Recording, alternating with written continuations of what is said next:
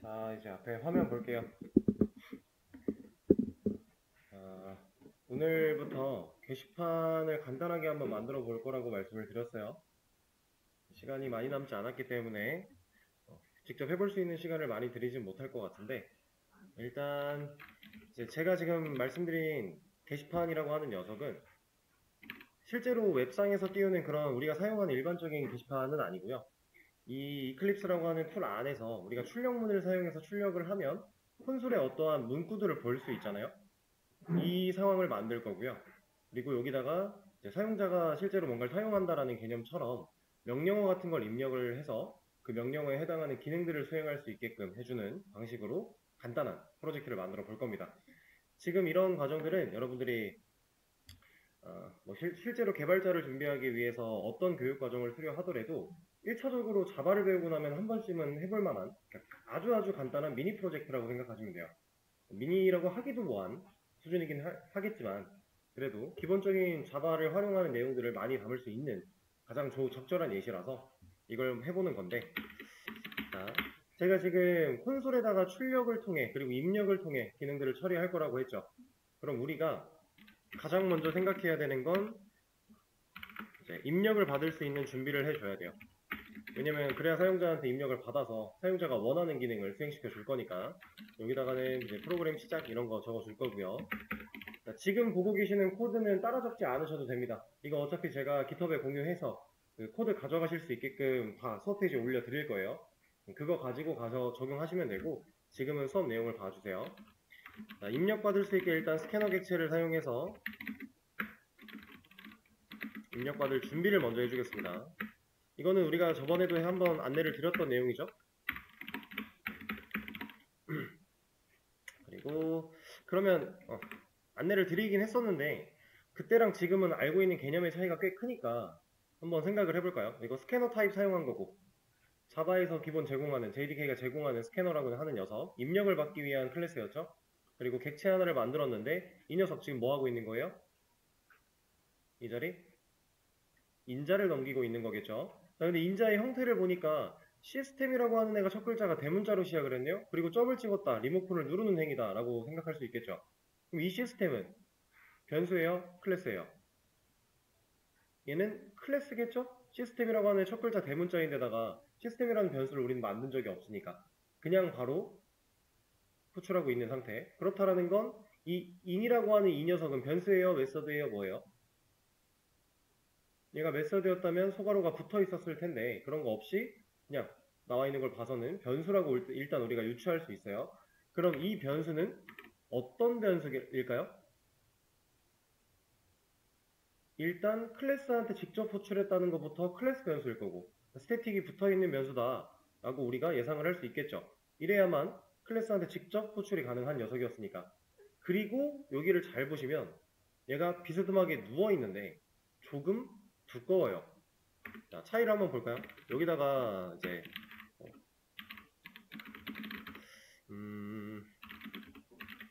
이렇게 만들었다라고 하면 지금 여기서 만들어진 이 in이라는 녀석과 여기 in은 약간 두 개 차이가 있잖아요. 그럼 우리가 스태틱 클래스 변수들이 이렇게 약간 기울어져서 있는 형태, 근데 이것보다 기울어져 있지만 좀 더 굵은 형태 본 적 있죠? 이거 파이널이라고 하는 상수 개념이었어요. 그죠? 그럼 시스템이라고 하는 클래스 안에 in이라는 이름으로 상수가 선언되어 있을 것이고, 그 상수를 우리가 여기 이 자리에 불러다 놓고 인자로서 활용하고 있겠구나 라는 식으로 이해하시면 됩니다.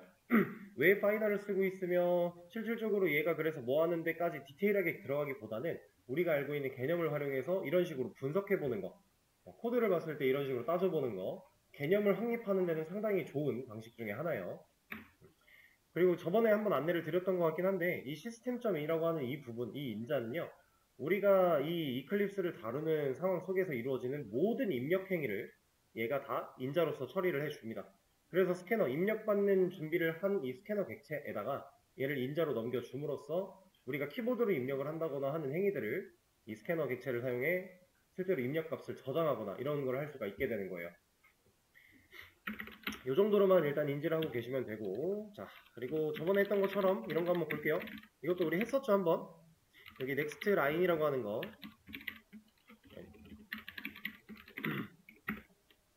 넥스트 라인은 특징이 뭐였죠? 입력을 받으면 우리가 입력한 한 줄에 대한 내용이 그대로 다 들어가는 거. 라인 빼고 넥스트였으면은 첫 번째 공백을 만나기 전까지 들어가는 거. 그리고 넥스트 인트 같은 거는 숫자 입력 받겠다라고 하는 거. 이런 개념들이 좀 있었죠? 사실 뭐 그렇게 중요한 내용은 아닙니다. 우리가 거의 넥스트 라인 하나면은 크게 다른 거를 생각할 필요가 없기 때문에 자, 이렇게 입력을 받고 일단은 오랜만에 하는 거니까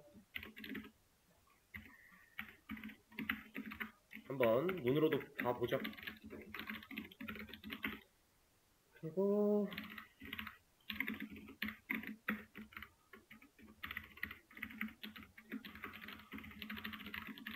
자, 이런 식으로 일단 만들어 볼게요. 자, 그럼 프로그램을 시작했다 라고 하면 시작이라는 문구와 함께 입력을 기다리고 있는 지금 코드는 여기서 기다리고 있는 겁니다. 얘가 입력이 완료가 되어야 이 자리에 그 입력된 값을 반환시켜 줄 거고 그 반환된 값을 가지고 cmd라는 변수의 값을 넣어줄 거고요. 대입을 해줄 거고 그 저장된 값을 여기서 출력문에 사용하면 여기까지 끝나면 얘도 출력하고 끝나버리는 거죠. 그게 이제 우리가 실행시키고 있는 이 메인 메서드의 로직이니까. 자, 그럼 여기다 입력을 한번 해볼게요. 안녕하세요 뭐 이런 거 해보겠습니다. 이렇게 일단 나오는 거예요.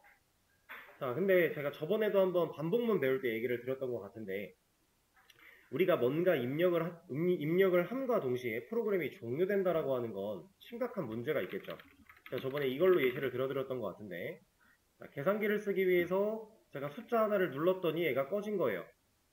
프로그램이 종료됐다라는 건 그런 걸 의미하는 겁니다. 근데 그러면 우리는 정상적인 기능을 사용할 수 없겠죠. 그러니까 입력받는 행위부터 뭔가 종료되기 직전까지 어딘가에 갇혀야 돼요. 우리가 만들어야 되는 로직들이.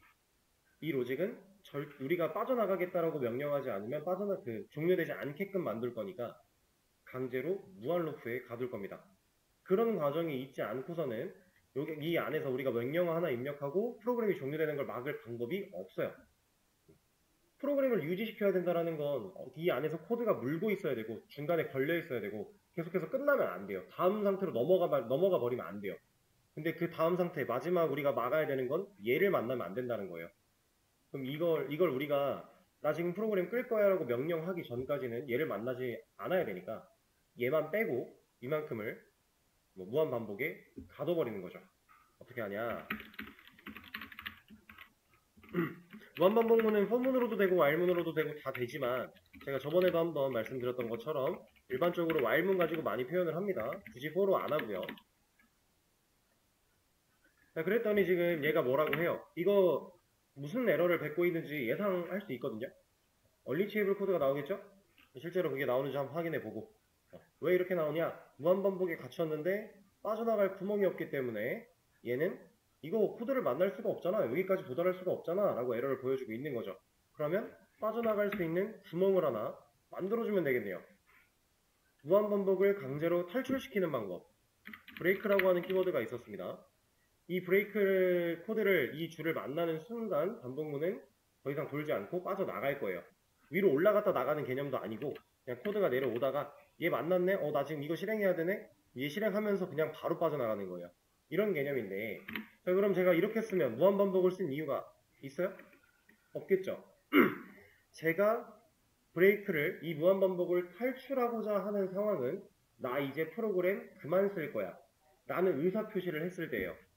그럼 그 의사표시를 우리가 어떻게 판단할 수 있을까요?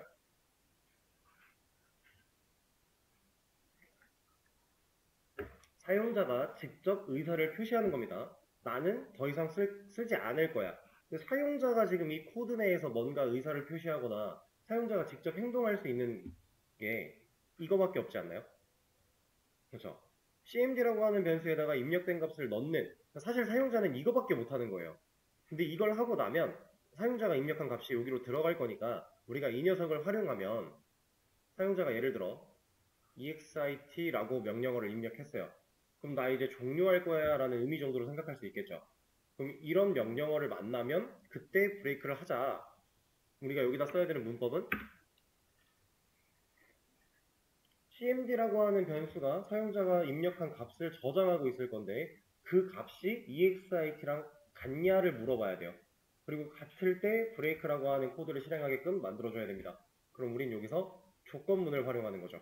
자, if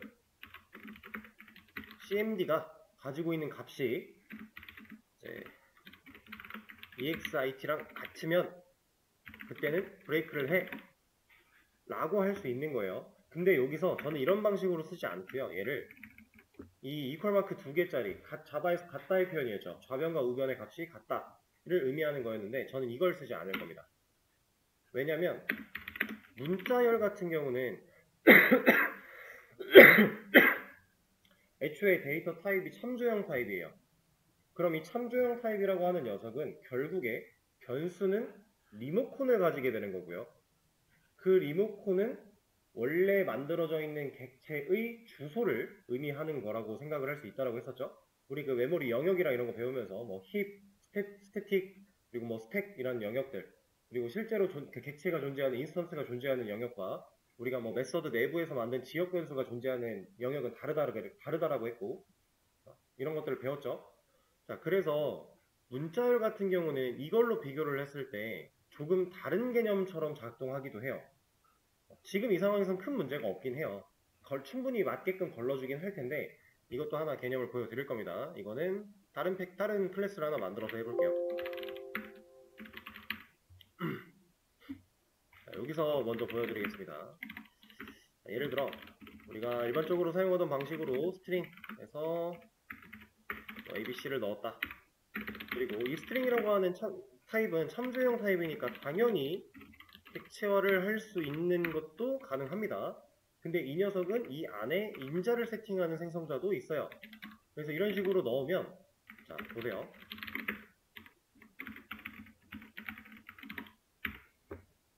결과가 어때요? 둘이 같죠? 둘이 거의 동일한 방식으로 진행했다라고 봐도 될 정도로 이제 같은 값을 의미를 합니다. 이렇게 출력을 할 수 있어요. 근데 여기서 한 가지 여러분들이 의문을 가져야 되는 건 이거는 우리가 그동안 이렇게 써왔으니까 당연히 ABC가 나올 거라고 생각할 수 있지만 얘는 이거 지금 객체를 컨트롤하는 리모컨 들어있는 거 아닌가요? 근데 그럼 이렇게 출력했을 때 주소값 나와야 되지 않나요? 이거 무슨 말이냐면 우리가 그냥 아무거나 하나 해볼게요.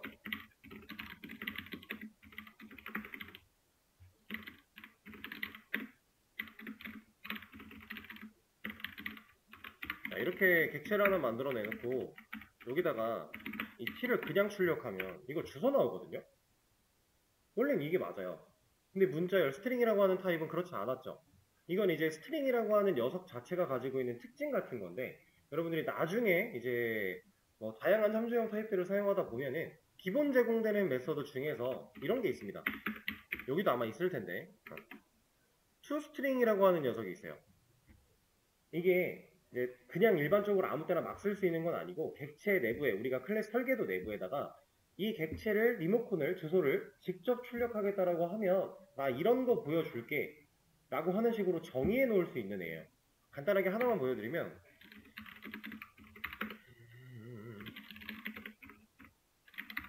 뭐 이런 식으로 있다라고 했을 때 이거는 그냥 보세요. 이런 거를 만들어낼 수 있고 이러면 이제 여기서 t라는 애를 그냥 출력했을 때 주소가 아니라 이런 값이 나와요. 이게 이제 자바에서 쓸 수 있게끔 기본 설계되어 있는 방식 중에 하나인 건데 객체가 가진 값을 그냥 좀 간편하게 개발자 입장에서 간편하게 눈으로 확인해 보라고 이런 기능들이 탑재되어 있는 거예요. 이런 걸 사용할 수 있는 건데 이 스트링이라고 하는 객체는 애초에 그런 기능을 물고 있습니다. 그래서 이렇게 값이 동일하게 나오는 거예요. 리모컨에 주소가 나오는 게 아니라. 좀 다르죠? 우리가 알고 있던 객체랑 조금은 달라요.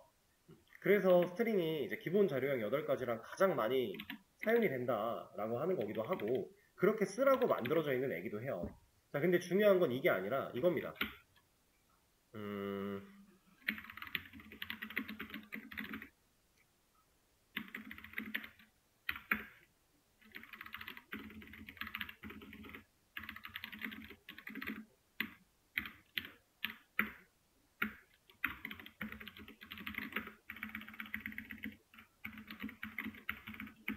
자, 제가 지금 밑에다가 불림 타입의 변수 2개 만들어 놓고 이 비교 연산자를 통해서 얘는 메서드 호출을 통해서 뭔가를 비교해 놨는데 얘는 좌변과 우변이 같다를 의미하는 애였죠. 그래서 A랑 B가 지금 값이 같냐를 물어보고 있는 거예요. 우리가 일반적으로 쓰던 의미를 생각을 해보면. 근데 이 녀석은 equals라고 하는 메서드를 호출한 겁니다. 왜냐면 지금 이만큼이 메서드 호출하는 메서드 실행문이잖아요. 함수 실행문. 그리고 리모컨을 눌렀어요. A라는 얘는 뭐 new라고 하는 키워드를 사용해서 객체를 만든 적은 없지만 애초에 참조형 타입이었고 얘가 문자열이 특이한 애기 때문에 하나의 객체처럼 취급을 받는 겁니다. 참조형 타입이니까 리모컨을 누를 수 있어요. 그래서 equals라고 하는 얘가 기본으로 갖고 있는 그런 메서드를 하나 호출해 놓고 그 인자로 b라는 값을 넣은 건데 얘는 뭘 뜻하냐면 a가 가지고 있는 값과 이 b라는 녀석이 같으면을 의미해요. 애초에 이름 자체가 equals잖아요. equal이라고 하는 것 자체가 같다를 의미하는 영 단어니까 그런 걸 해주는 메서드입니다. 자, 그럼 이 결과가 지금 우리가 눈으로 봤을 때 A와 B는 동일한 결과가 나오고 있으니까 당연히 둘 다 true가 나오지 않을까? 왜냐면 이것도 맞는 말이니까 true, 이것도 당연히 맞는 말일 거니까 true 라고 생각할 수 있어요. 근데 위에 건 false가 나와요. 얘가 false가 나왔다라는 거예요. 이해되세요? 지금 상황이 이거 위에 거 출력 빼고 보면은 C라는 애는 false라는 결과가 나온 거고요. D라는 애는 true라는 결과가 나온 겁니다. 자, 문자열을 우리가 일반적으로 사용하는 이러한 문자열끼리 비교할 때요. 이게 진짜 제대로 참조형처럼 객체화가 되는 인스턴스화가 되는 과정을 직접 코드에 입력해서 비교하는 상황이랑 진짜 그냥 쌍따옴표만 가지고 입력하는 상황은 다르다라는 거예요. 근데 우리가 여기서 비교하려고 하는 이 상황이 입력된 값을 이렇게 실행된 결과를 이렇게 넘겨 받는 거죠. 근데 얘가 실행된 결과를 받는 거지 우리가 여기다가 쌍따옴표 찍어서 넣는 게 아니잖아요. 그럼 만약에 얘가 객체 형태로 인스턴스 형태로 여기다가 넘겼다라고 생각을 해보면 이거는 다른 결과가 나올 수 있는 거 아니에요? 그래서 단순하게 문자열의 값 같은 거, 변수에 담겨있는 문자열 값들을 비교할 때는 이퀄 마크로는 비교를 잘 안 하고요. 이 equals라고 하는 메서드를 사용해서 비교를 많이 해요. 얘는 그러니까 차이를 말씀드릴 건데 얘는 이 equal 마크 두 개짜리는 변수들이 가지고 있는 주소값을 가지고 동일한 주소냐를 따집니다. 근데 이 equals라고 하는 이 녀석은 순수하게 얘가 가지고 있는 그 값 가지고 따져요. 주소 필요 없어요. 주소로 넘어왔다고 해도 얘가 가진 값을 따집니다. 그게 equals라고 하는 함수고요. 메서드고요. 이 equal 마크 두 개짜리 비교 연산자는 변수가 가진 할당된 주소를 가지고 같은 주소를 바라보는지를 따진다. 이런 느낌으로 보시면 돼요. 그래서 지금 A라는 변수가 가지고 있는 주소랑 B라는 변수가 가지고 있는 주소는 다를 수밖에 없어요. 왜냐면 이 녀석이 가지고 있는 값은 이렇게 문자열 직접적으로 세팅된 값일 거니까 이런 주소를 가지게 될 건데 얘는 newString이라고 하는 스트링 객체를 연결받은 걸 거니까 영역이 전혀 다른 겁니다. 그래서 주소값은 당연히 다른 거고요. 그 결과로 false가 나오고 있는 거예요. 그래서 우리 여기서도 equal 마크 두 개짜리 비교를 안 할 거고 cmd도 어차피 스트링 타입이니까 기본으로 쓸 수 있는 메서드가 많이 있으니 equals라고 하는 녀석을 사용해서 이 exit를 이쪽에 값으로서 인자로 넘겨줘 cmd가 가진 값과 얘를 순수하게 값만 비교를 하겠다. 이렇게 문자열 비교를 하는 게 일반적이다. 이런 차이가 있습니다. 그리고 이걸 말씀드린 김에 이것도 하나 보여드릴게요. 저번에 제가 이런 거 말씀드린 적 있어요. 그 프로그래밍 언어에서 실수는 정확한 값을 연산할 수 없다라고 한 적이 있죠. 그것도 하나 말이 나온 김에 보여드리겠습니다.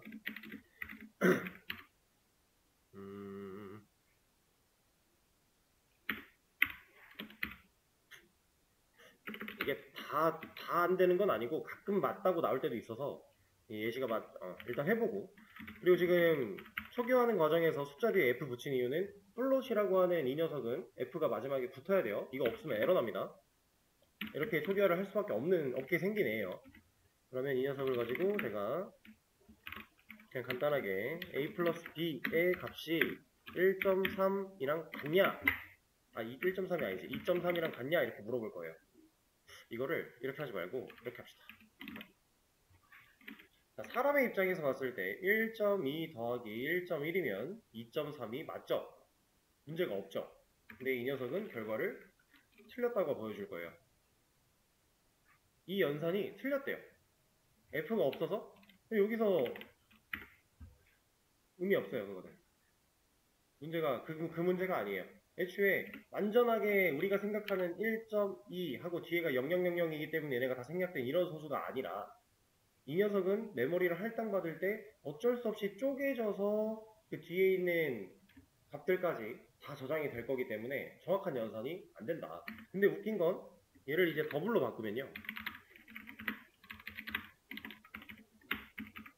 더블이니까 F가 있어도 되고 없어도 돼요. 근데 이거 굳이 있을 필요가 없는 거니까 얘를 뺐다고 하고 이 녀석의 연산 결과를 보면 얘는 true예요.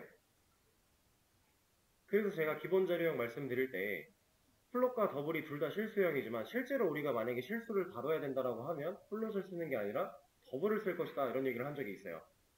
그나마 얘가 조금 더 정확한 편이니까. 근데 이 녀석조차도 완벽하진 않아요. 완전히 정확한 연산을 할 수 있는 건 아니에요. 그래서 우리가 항상 프로그래밍 언어에서 소수를 다룰 때에는 조심해야 된다 라고 하는 개념을 아시면 되고요. 나중에 데이터베이스까지 다루게 돼서 실제로 데이터베이스에 들어있는 소수에 대한 데이터들을, 실수 데이터들을 만약에 우리가 자바 쪽으로 가져와서 쓴다라고 하면 그때는 데이터 타입 자체를 애초에 플롯이나 더블로 안 써요. 얘를 소수를 그냥 문자 취급을 해버립니다. 소수끼리의 연산을 해야 되는 과정은 사실 많지가 않기 때문에 꼭 필요한 경우가 아니라면 일반적으로 그냥 문자로 처리해버리는 경우가 대부분이에요. 지금 이런 말을 하고 있는 거예요. 데이터베이스를 쓴다고 해도 얘를 이제 스트링으로 처리하겠다라고 해놓고 이렇게 쓴다라는 얘기죠. 당연히 연산의 결과는 문제가 있겠지만 연산을 하는 경우가 아니면 이런 식으로 할 수 있다. 하나 또 보여드렸고요. 뜨거운 것 같지? 자, 그럼 이어서 가겠습니다. 지금 이 코드를 보시면은 이제 무한 루프에 갇혔고요. 어디부터 갇힌 거예요? 입력을 대기하는 행위부터 갇힌 거예요. 그러면 이제 코드가 쭉 내려왔어요. 실행하고 프로그램 시작이라는 문구가 출력이 될 것이고 준비, 이거는 뭐 화면상에 나타날 게 없죠. 그리고 나서 반복문에 빠지는데 입력받을 준비하고 입력을 하면 들어가겠죠. 그리고 들어간 걸 가지고 출력도 하겠죠. 그리고 나서 뭐 만나요? 이거 만나는데 입력된 값이 EXIT가 아니면 일단 얘는 거짓이니까 안 하겠죠. 얘를 안 해요. 그럼 어디로 가요? 다시 입력받으러 올라가야죠. 자, 지금 상황. 자, 여기서 입력을 합니다. 입력된 명령어가 나왔어요. 근데 프로그램이 아직 돌고 있습니다. 여기 지금 빨간색 네모 유지되고 있고요. 종료도 안 나왔고 또 입력할 수 있어요. 이렇게 안 빠진다는 거죠. 안 사라져요. 그리고 EXIT가 입력이 되면 그때는 끝나버리는 거죠. 이런 형태로 우리가 지금 기본 꼴을 만들어 놨다라고 보시면 됩니다. 상황 이해되실까요? 자, 그럼 이제 이걸 가지고 좀 더 실제로 사용할 만한 형태로 모양을 살짝 바꿔볼 건데 얘를 여기다 올려놓고 입력된 명령어를 보여줄 게 아니라 실제로 명령어를 입력받는 행위를 t를 좀 내볼 겁니다. 그리고 여기다가 이걸 써주죠. 자, 그럼 이제 실행하면 얘가 프린트 F라 줄바꿈을 안 할 거니까 명령어라는 거 출력되고 나서 이 옆에 커서가 깜빡거리고 있겠네요. 여기에. 그죠? 여기다가 입력을 할 수 있는 거잖아요. 입력을 하면 입력된 결과 지금 다른 거 없이 출력하라고 했으니까 나올 거고 다시 명령어 입력받으라고 할 거고 상황이 되실까요? EXIT 하면 프로그램 종료까지 나올 거고 이게 아주 기본 꼴인데 여기서 한 가지 더. 자, 이 코드에 지금 경고가 하나 떠 있어요. 노란색 전구가 하나 떠 있는데 이 노란색 전구는 왜 떠 있을까요? 이거 저번에 한번 말씀드린 적이 있습니다. 얘가 떠 있는 이유. 네? 그렇죠. SC라고 하는 이 변수는 스캐너를 사용하기, 입력받는 걸 사용하기 위해서 스캐너 타입을 참조하고 있어요. 이 녀석을 불러다 쓰고 있는데 이런 녀석은 자바 안에서 특수하게 관리되는 자원의 개념이라고 했습니다. 리소스의 개념. 그래서 이 리소스를 우리가 꺼내서 썼으면 종료를 해야만 해요. 그래서 저희가 저번에 sc.close라고 하는 메소드 호출하는 거 이런 거 보여드린 적이 있었는데 지금 그 경고하고 있는 거예요. 너 이거 썼는데 네가 따로 종료를 안 하면 이거 안 꺼져. 프로그램 종료할 때까지는 안 사라질 거야. 그럼 이 리소스는 계속 네 자원을 갉아먹을 거야. 그러니까 이거 다 썼으면 꺼. 근데 결국 우린 프로그램이 종료되긴 하니까 문제가 되진 않아요. 근데 그래도 명확하게 해주는 게 좋겠죠? 그리고 이런 경고들 많이 떠있으면 보기 안 좋아요. 자, 그러면 얘를 종료해야 되는 시점은 언제예요? 우리가 막 이런 데서 종료해버리면 되나요? 안 되겠죠. 여기는 자원을 아직 써야 되는 상황이니까 여기는 안 되고, 실제 무한반복문 안에서 만약에 종료해버렸다 이러면 안 되겠죠. 올라가면은 또 써야 되는데 여기서 종료해버리면 못 쓸 거잖아요. 그럼 애초에 무한반복문 안에는 안 되겠네요. 그러면 프로그램이 종료되기 전이나 아니면 종료는 어차피 이거는 출력 메시지만 보여주는 거니까 이 뒤에 위치 이거는 상관이 없습니다. 어쨌든 무한반복 안에 우리가 기능을 탑재해야 되는 무한루프 안쪽에는 위치를 하면 안 된다. 이런 식으로 자원을 종료하는 것까지 이게 완전한 기본 틀이라고 보시면 됩니다. 자, 코드를 조금 더 작성을 한 뒤에 여러분들한테 제공을 해 드릴 건데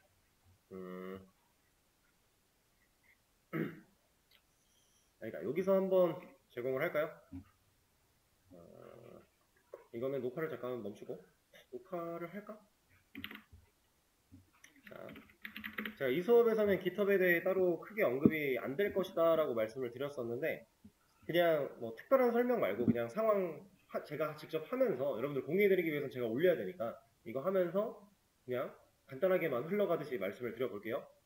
자, GitHub이라고 하는 이 녀석 안에 레파지토리를 우리가 직접 만들어서 관리할 수 있어요. 레파지토리는 폴더의 개념이고요.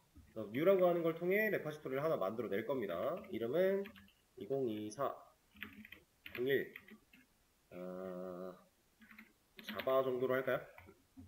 이런 걸로 해주고 여기는 퍼블릭과 프라이빗 이거는 모두가 볼 수 있게 할 것이냐 아니면 너만 볼 거냐 이런 식으로 내가 지금 만드는 레파지토리의 그 기본 권한 같은 걸 설정할 수 있어요. 모두가 볼 수 있다라는 건 내가 이렇게 퍼블릭으로 만들어 놓은 레파지토리를 누군가 내 계정을 검색해서 들어왔을 때 아무나 다 코드까지 볼 수 있다는 얘기예요.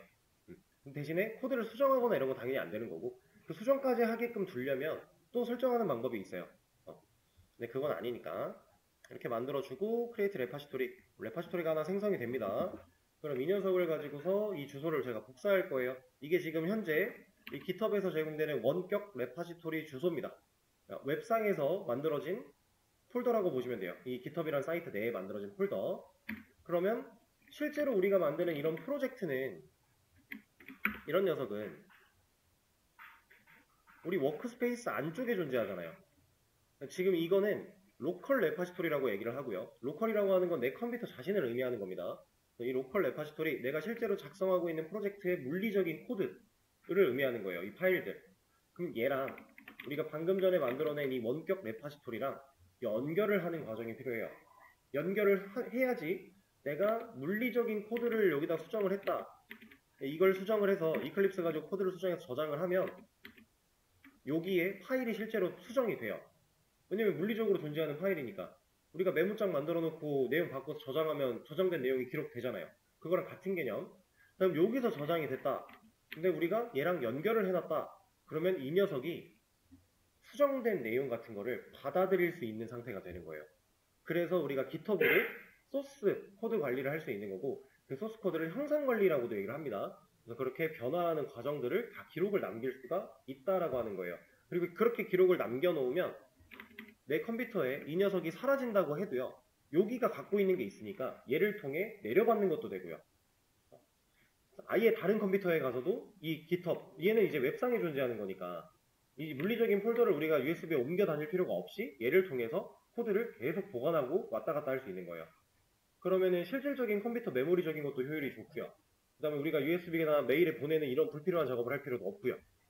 그러니까 상당히 좋은 거고, 그리고 이력서에도 나중에 여러분들이 공부한 내역을 이 GitHub 주소를 같이 올릴 만큼 요즘에는 무조건 써야만 하는 기술 중에 하나입니다.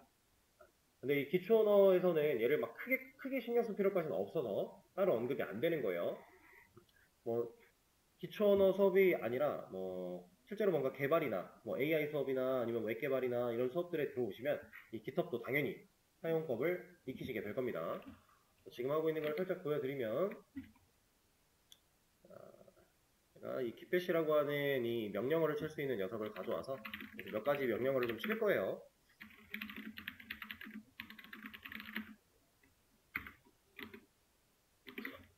지금 명령어 치면서 하고 있는 이 과정이 원격 레파지토리랑 제가 갖고 있는 로컬 레파지토리를 연결하는 과정이라고 보시면 됩니다.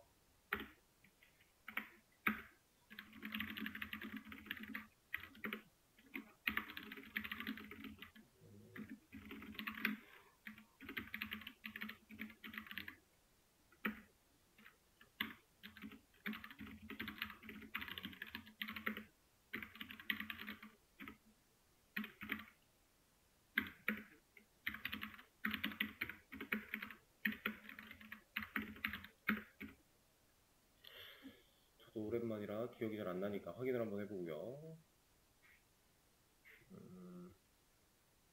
지금 보고 계시는 이 뭔가 이상한 이런 편집기 같은 거는 이제 이 파일을 생성하는 거예요. 실제로 물리적인 파일을 만들어내는 방식 중에 하나인 건데 지금 사용하고 있는 이런 명령어들이 다 리눅스 관련된 명령어입니다. 리눅스라고 하는 OS에서 사용할 수 있는 명령어고 여러분들이 혹여나 맥 같은 거, 맥 OS를 사용하신다면 거기서도 터미널이라는 곳에서 이런 명령어들을 많이 치게 될 거예요. 그거랑 상당히 유사한 건데 그걸 사용해서 뭔가 파일을 만들어내고 있다라고 보시면 됩니다. 세팅스 문제가 없는 것 같군요. 자, 그리고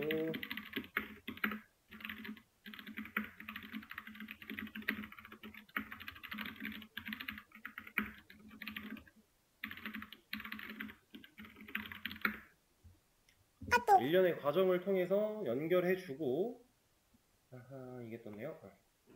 연결까지 완료를 한 뒤에 자, 명령어로 몇 가지 처리를 하면 이제 여기에 새로 고침을 했을 때 제가 방금 작성했던 코드 내용이 이렇게 올라가는 겁니다. 이거 우리 이클립스에다 작성했던 코드죠. 이런 식으로 깃허브에다가 실제로 코드를 올려버리는 거예요. 그럼 이제 얘가 보관이 된 순간 우리는 이 코드를 절대로 잃어버리지 않아요. 이 깃허브 계정을 삭제하지 않는 이상. 이런 식으로 코드를 관리할 수 있다라고 하는 겁니다. 그럼 제가 여러분들한테 이걸 공유를 드릴 거란 얘기고요.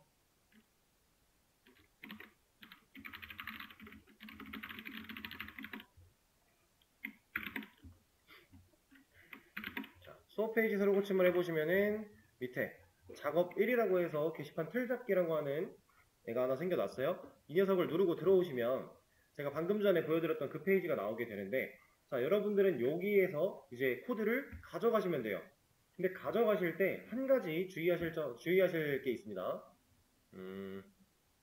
지금은 여기 보시면 얘도 다 파란색, 초록색이고요. 플러스로 되어 있죠? 여기도 다 초록색이 플러스로 되어 있어요. 이 플러스와 초록색은 추가된 줄이란 뜻이에요. 근데 제가 처음으로 업로드를 한 거기 때문에 여러분들한테 처음으로 제공을 한 거기 때문에 당연히 없던 게 생겨난 거라 다 플러스예요. 근데 이제 이 내용이 만약에 수정이 됐다라고 하면 빨간색으로 마이너스가 생겨납니다. 그러면 여기에 있는 이 코드를 이렇게 그냥 복사를 해서 가져가면 문제가 생겨요. 올바르게 작동을 못할 수도 있어요. 왜냐면 사라지고 추가된 코드가 이 안엔 다 기록이 되어 있을 건데 그걸 다 가져가신 걸 거니까 그런 문제가 생깁니다. 그래서 어떻게 가져가서 적용하는지는 이따가 하나 변경사항을 만들어 드리고 나서 다시 한번 말씀을 드릴게요.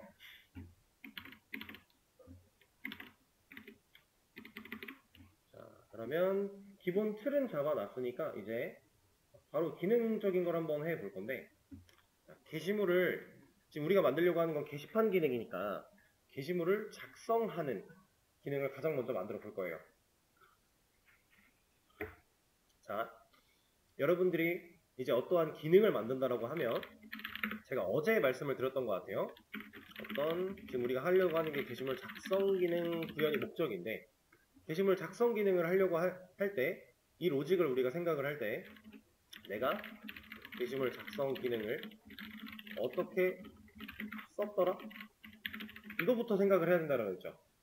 자, 일반적인 게시판의 형태라고 생각을 해볼게요. 지금 현재 뭐 로그인이나 이런 기능은 만들어 놓지 않은 상태니까 그런 기본적인 단계 몇 개만 좀 빼고 글쓰기 버튼 누르고 들어갑니다. 그러면 실제로 뭐 제목이나 내용 같은 거 입력받을 수 있는 페이지가 나오겠죠. 그럼 그 페이지에다가 우리가 입력하고자 하는 제목, 뭐 내용, 또 뭐 게시판 종류 같은 거 선택하거나 뭐 첨부 파일을 넣거나 이런 기능들이 있을 거예요. 자, 그런 녀석들을 다 완료하고 나서 다 작성하고 나서 내가 뭐 작성 같은 버튼을 누르면 실제로 그 게시물이 작성돼서 리스트, 뭐 목록이라고 하는 곳에 나타나거나 아니면 상세보기 창으로 가서 그 글이 보여지거나 이런 기능을 한단 말이죠. 그죠? 그러면 나 글쓰기 할 거야 라는 의사표시를 사용자가 뭘로 한 거예요? 처음에 글쓰기 버튼을 누른 거예요. 나 글 쓸 거야. 나 글 쓰고 싶어. 이렇게 의사표시를 한 겁니다. 그럼 그 의사표시에 대한 응답으로 너 글 쓰고 싶어? 내가 그럼 글 쓸 수 있는 양식 페이지 보여줄게. 이걸 한 거예요. 이게 지금 사용자와 우리가 만들고 있는 코드, 이 프로젝트, 이걸 이제 WAS라고 해서 나중에 뭐 기타 등등 수업을 들으시다 보면 나올 얘기인데 이게 웹 어플리케이션 서버 정도라고 생각을 하시면 돼요. 우리가 만든 프로젝트가 이렇게 운영이 되는 겁니다. 그럼 사용자, 그 클라이언트 고객이 우리 서버한테 요청을 보낸 겁니다. 나 글쓰기 하고 싶어. 그럼 그거에 대한 응답으로 그 서버가 그래? 그럼 양식 페이지 보여줄게. 이런 식으로 서로 소통하는 거예요. 개발은 항상 이런 식입니다. 웹 개발은 특히나 더. 서버에 요청을 보내는 행위, 그걸 고객이 하는 거고 사용자가 하는 거고 그 요청을 받아서 응답하는 행위, 그걸 우리가 만든 코드가 하는 거예요. 그 코드를 이제 웹 어플리케이션 서버라고 지칭을 하는 거고요. 이런 개념이 있습니다. 그래서 화면이 있는 게시판 같은 경우는 버튼을 누르는 행위, 마우스 클릭이라는 걸로 요청을 보내지만 내 의사를 표시하지만 우리는 지금 클릭 같은 거 안 되죠. 그럼 사용자가 우리한테 이제 우리가 만들고 있는 이 코드한테 나 글 쓰고 싶어 라고 하는 요청을 보내야 돼요. 의사를 표시해야 돼요. 우리가 지금 사용자가 할 수 있는 의사 표시 뭐밖에 없다고요? 입력받는 거. 그럼 우리는 명령어를 정해서 만들면 된다는 겁니다. 예를 들어 뭐 article write라고 하는 명령어를 입력하면 너 게시물 쓰고 싶구나 라고 이해를 하고 내가 그거에 관련된 기능을 하게끔 해줄게 라는 식으로 만든다라는 거예요. 그래서 일단 이거는 이제 필요가 없으니까 빼버리고 여기다가 조건을 하나 열 거고요. 여기 cmd가 가지고 있는 값이 article write라는 값이면 너는 게시물을 쓰고 싶다라고 내가 판단을 하고 그걸 쓸 수 있게 해줄게 라는 식으로 우리가 만들자라는 겁니다. 사용자가 입력한 명령어를 이거랑 같아 라고 따져보기 위해 조건문을 또 하나 써준 거고요. 자, 그럼 여기다가 이제 이런 걸 쓸 수 있어요. 여기서도 결국 사용자는 제목이나 내용 같은 걸 입력을 해야 됩니다. 우리 뭐 첨부 파일 등록이나 이런 거는 지금 이 상황에서 하기에는 좀 벅차니까 그런 거 다 빼고요. 간단하게 제목, 내용 정도만 저장을 할 거예요. 사용자가 실제로 입력하는 것들. 그러면 그 제목과 내용은 사용자가 입력해야 되니까 또 한 번 이 입력받는 행위를 해줘야 되지 않을까요? 그렇죠?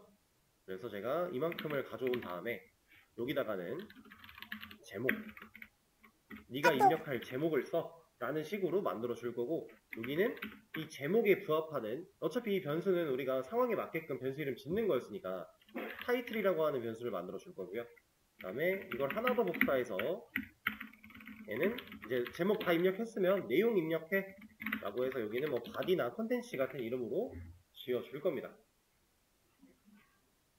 자, 그러면 실제로 입력이 잘 되는 것까지만 일단 확인을 해 볼게요. 타이틀과 바디를 이렇게 출력을 해본다. 네, 이렇게 하면 안 되겠죠? 근데 이것도 그냥 보여주면 티가 잘 안 날 거니까 이 사이에 이런 걸 하나 넣어줍시다. 앞에 있는 건 타이틀이고 뒤에 있는 건 바디가 나올 거니까.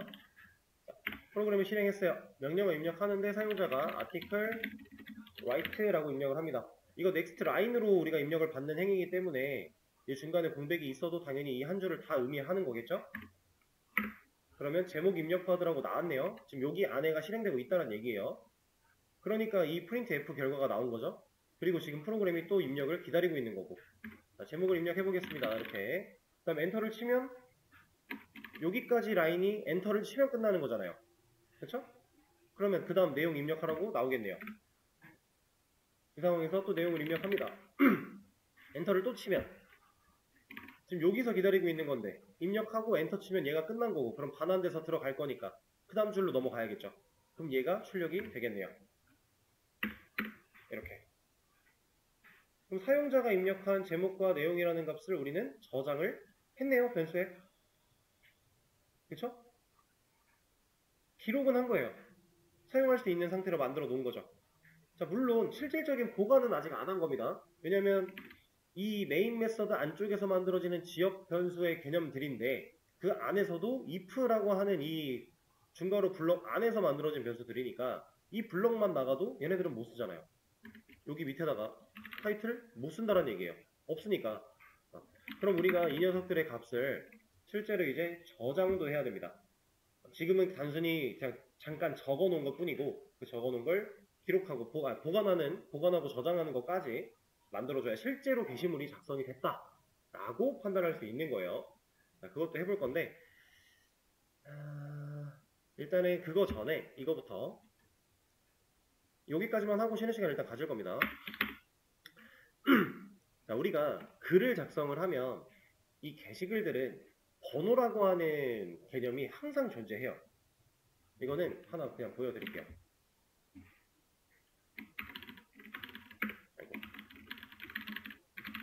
자, 네이버에 들어가면 여기서 카페 같은 거 가서 뭐 인기 팬카페 아무데나 들어가 보겠습니다.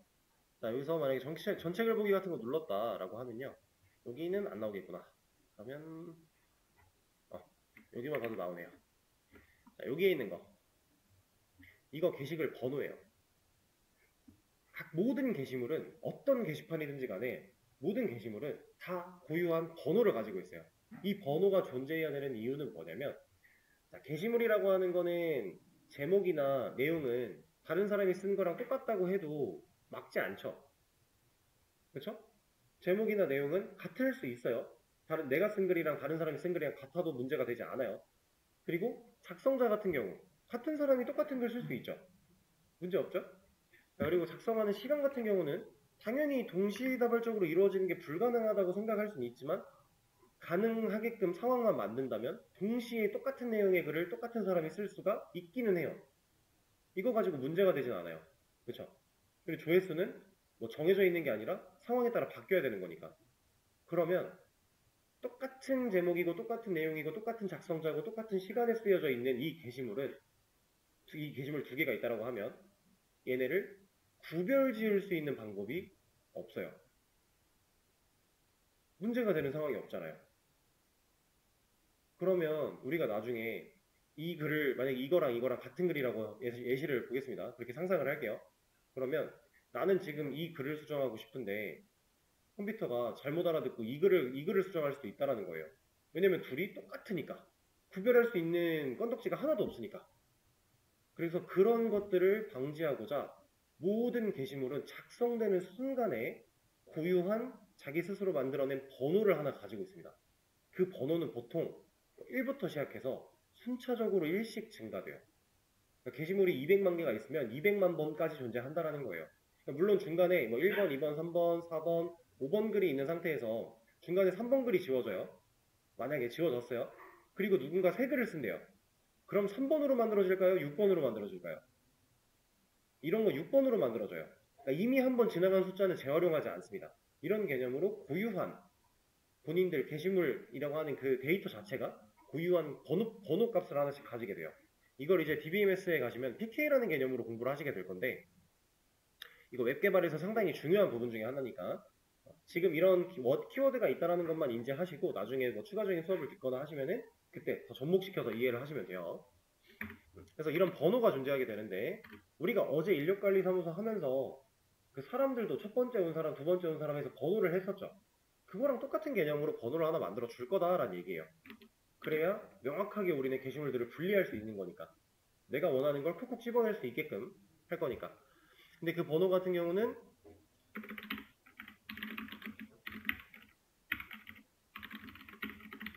이렇게 만들어 놓고, 만약에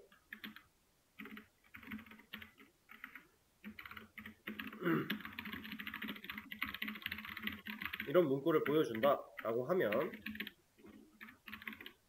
얘는 우리가 게시물을 두 번 쓴다라고 했을 때 1번 게시물이 생성되었습니다. 그리고 2번 게시물이 생성되었습니다. 라고 보여줄 수 있나요? 안 되겠죠? 당연히 둘 다 1번일 거예요. 이걸 말하고 있는 겁니다. 1번. 뭐야. 오타가 있었군요. 영원히 1번일 수밖에 없어요. 왜냐? 지역 변수인데 계속 초기화를 0으로 하고 있으니까. 우리가 이거를 해결하기 위해서 전역 변수로 빼는 작업을 했었죠. 근데 여기는 전역 변수로 빼진 않을 거예요. 왜냐면 이 클래스의 전역 변수는 여기니까. 이거 안 지웠네요, 참. 그래서 저희는 이 if문보다만 밖에 있으면 된다라는 개념으로 사용할 겁니다. 그리고 상황에 따라 반복문보다는 밖에 있어야 된다. 이런 개념도 나올 거고요. 지금 얘 같은 경우는 어디 있는 게 맞을까요? if 밖이에요? 반복문 밖이에요? 얘가 1로 나가면 얘는 여기서 해도 상관은 없어요. 어쨌든 값은 바뀔 거니까. 만약에 이렇게 됐다. 가능할까요? 자, 이거는 실행 안 해보고 눈으로만 봐도 돼요. 자, 0으로 초기화되고 이걸 합니다. 왜냐면 우리 명령어 이거 칠 거니까. 그럼 증가시켰어요. 그 다음 입력받고 1번 처음에 나오겠죠. 그 다음에 이거는 아니니까 안 할 거고 다시 올라가서 명령어 또 입력받고 내려왔는데 또 0 초기화했네요. 그리고 우리가 명령어 이걸로 입력해서 따지겠네요. 그럼 들어왔을 때 1 증가하면 얘 얼마예요? 아직도 1이에요. 여기도 안 된다는 얘기죠. 그럼 얘가 어디로 가야 돼요? 반복문 바깥으로 가야 돼요. 이러면 프로그램 시작하고 스캐너 입력받을 준비하고 얘는 0으로 초기화된 상태로 여기로 빠져들어옵니다. 명령어 입력을 받은 다음에 이걸 입력받았다라고 하면 증가시키고 이만큼을 하겠죠. 자, 증가됐으니까 이 녀석의 값은 1이에요. 그 다음에 이거 안 할 거고 코드 올라가면 여기네요.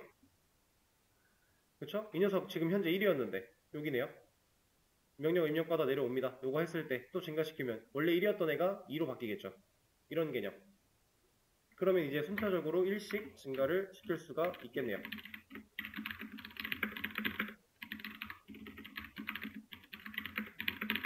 이렇게. 어제 우리가 했던 개념이랑 비슷한 건데 이제 무조건 지역으로 안 되니까 전역으로 가야 된다는 아니고 내가 올릴 수 있는 범위가 어디인지 어디까지 가야지 올바른지를 명확하게 판단하자라는 겁니다. 물론 이 녀석이 지금 전역으로 올라간다고 여기로 올라간다고 하면 이것도 당연히 되죠. 당연히 되는데 메인 메서드는 스태틱이고 그럼 우리가 여기서 스태틱으로 만들어야 되고 불필요한 클래스 변수는 만들면 손해라 그랬으니까 여기다가 하지 않겠다란 얘기예요. 이해되실까요? 일단 이렇게 만들어 놓고 쉬는 시간을 한번 가지겠습니다. 쉬는 시간 동안에 제가 이 지금 현재 상황을 또 하나 공유를 해 드릴 거예요. 그럼 이제 여러분들 쉬다가 제가 올려드린 걸 보고 코드를 한번 적용을 시켜보세요. 그리고 다음 시간에는 어떻게 하면 코드를 올바르게 적용시킬 수 있는가부터 시작을 한번 해보도록 하겠습니다. 15분에 이어서 하도록 할게요.